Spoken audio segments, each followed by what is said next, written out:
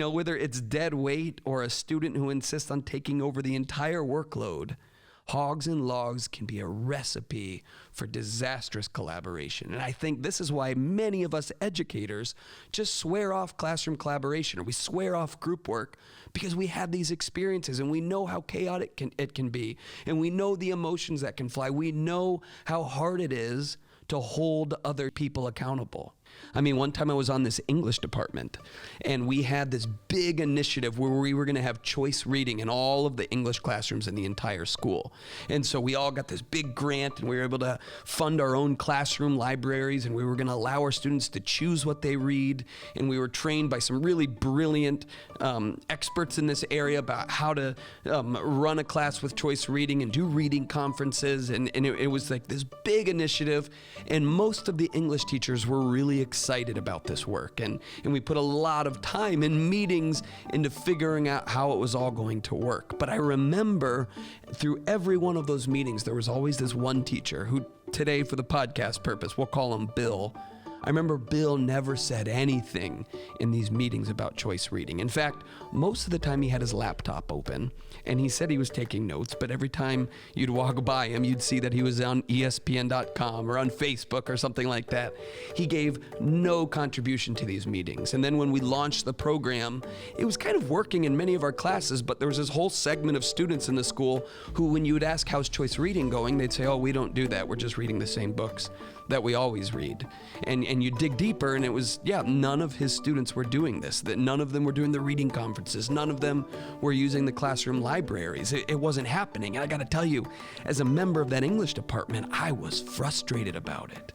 And I remember I would share my frustration with other teachers about it. And sometimes we'd be in the staff lounge and we'd talk about how Bill wasn't contributing to the meetings, or how Bill was on ESPN all the time, or how Bill wasn't doing this new program with his students. And we'd talk about it with each other. We'd talk about it with our principal. Sometimes we even talked about it with students.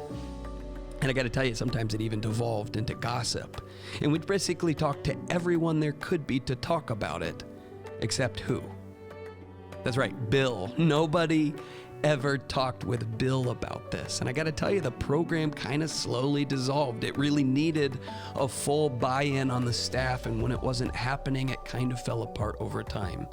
And now I'm wondering, how come nobody ever talked to Bill? Well, I think the reason I didn't is because I liked Bill. We like to talk about sports. We like to talk about life. He was a really nice guy. I didn't want to offend him. I didn't want to have to hold him accountable. That's not easy to do.